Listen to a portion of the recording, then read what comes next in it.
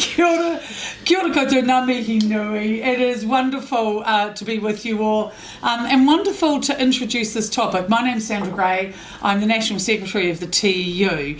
And before I begin, I actually want to do a really big shout out to Bron Larkins, the Women's Officer of the TEU, for getting this all happening.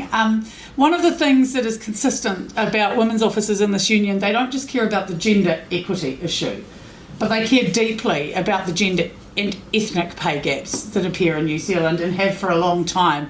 And when she said she'd been having a chat with the CTU economist Craig Renney, who's with us today, about this, and said, can I have an event that highlights just how appalling these pay gaps are on the day that Pacifica women start working for free in New Zealand? That's a no-brainer, isn't it? It's absolutely critical we point out to New Zealand and point out to this government the essential work that still needs to be done around pay equity. And I want to just recount a little story before I hand over to Craig for some of the statistical part of this. This year I turned 55, which I'm allowed to reveal, and my goddaughter turned 18, and she started her very first job this year, Rihanna, and Rihanna is a young Māori woman living in Kirikiriroa. She's working in hospitality at the moment, and when Bron and I were discussing this, I realised if we even go at the very snail's pace we're currently going, she won't see gender pay equity for herself until she's my age. I started in the workforce at 17. I've had, nearly 40 years working with women earning less than men, and I'm appalled that someone so close to me and so dear to me and so important to me is going to suffer the same fate. She's going to spend most of her working life earning less than men for no other reason than she was born female, and it is absolutely unacceptable. But the unacceptable part of it too is we've now had a government that's taken actions that are probably even going to slow that pace, because they aren't putting the money in. They aren't putting the money into units that can help us achieve pay equity. They're stalling things for unions who are trying to do the right thing by women who work. But also in our sector, I'm going to say, our institutions are not acting fast enough to address the gender pay equity gap, and we have got pay equity claims out, but they are really slow in that. And women's work in universities and polytechnics and wānanga is critical academically, it's critical in looking after students, and there's huge emotional labour that we know women do.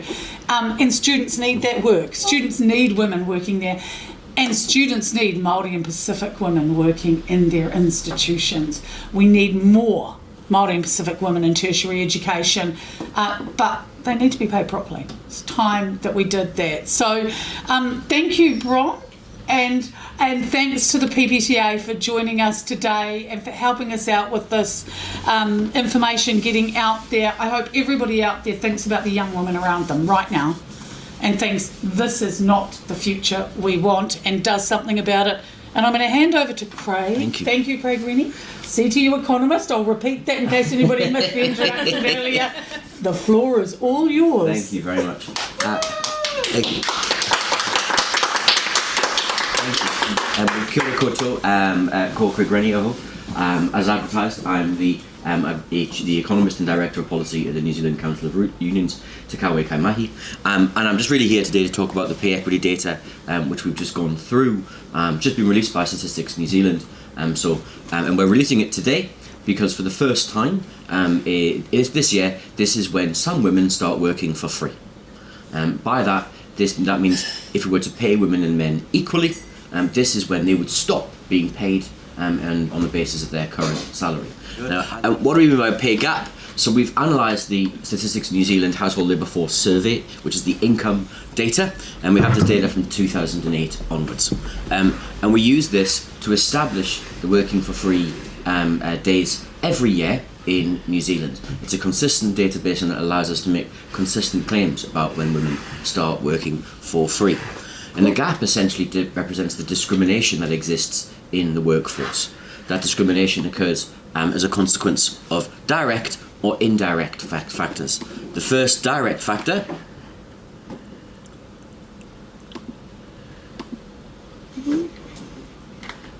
That's okay.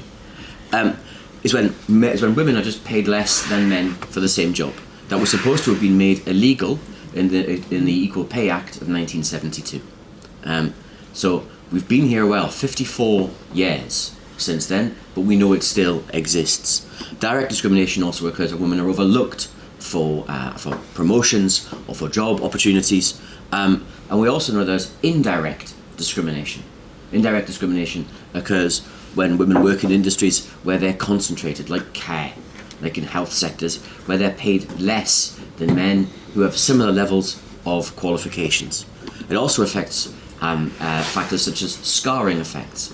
When women have children, in fact, the Nobel Prize for Economics this year was won by a woman who demonstrated the scarring effects of giving birth on labour markets and on wage outcomes for the rest of their lives. And also flexibility effects.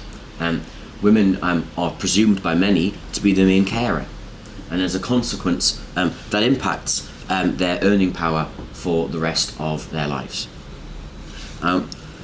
Now in 2024, the pay gap this year was 8.9%. Now that's a fall from the year before of 9.8% and from 14.9% in 2008. Overall, progress has been at best glacially slow.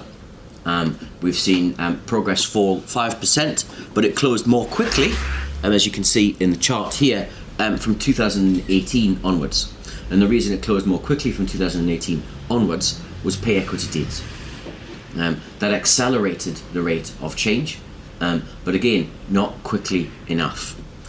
And if we turn to the main facts, actually 8.9% in the general economy is one number, but actually comparing it to European males, the pay gap is actually 14.4%. And pay progress here has been much slower, and in fact this year the pay gap went backwards. It actually increased from 13.9% in 2023. And if we forecast the changes going from 2008 onwards, we would expect it to be 2055 or 31 years from now until we see that pay gap closing completely. In comparison to European males, it will take 83 years for the Equal Pay Act to be closed across the economy, and if it will take 95 years to close in comparison to European males. So it will have taken nearly a century in order for women to see pay equality across the economy. If you think about all the things, all the bills that have been through the House, if you think about all the parliamentary business we've done, if you think about all the things we've done, it will have taken a century to deliver pay equality in New Zealand. And these dates help demonstrate for all the different ethnicities when we will see women start working for free this year. 27th of September 2024 for Pacific women against European men. For Māori women, for Wahine Māori, it's the 14th of October. For women against European men, it's the 8th of November. That represents nearly 2 months of unpaid labour as a consequence of the gender pay gap across the economy.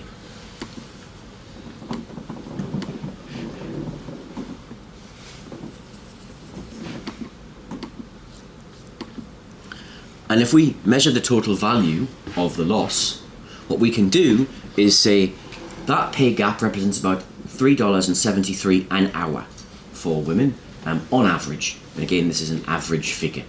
That represents $149 a week. Now, the average tax cut you're going to receive this year is about $20. So we're still some measurable distance behind pay equity on that basis. That's $7,758 a year, which should be in women's pockets and isn't. Now, there's 928,000 full-time equivalent female workers in the economy, according to Statistics New Zealand, which means when we multiply that out, that means that there's a wage gap of $7.2 billion across the economy. Now, that's more than we spend on secondary education in New Zealand. It's more than we spend on police, corrections, justice across New Zealand. It's a really big gap, and that's simply the first round effects. It doesn't include KiwiSaver, it doesn't include savings, it doesn't include mortgages that could be paid more quickly because people have money in their pockets. It doesn't represent the financial independence that women should be having, but don't because of the gender pay gap. Importantly, it also represents a tax loss to the government. That represents about $1.5 billion of lost tax that should exist. $1.5 billion of tax, which could be funding the health service, could be funding education services, could be funding actually better services for women right across the economy.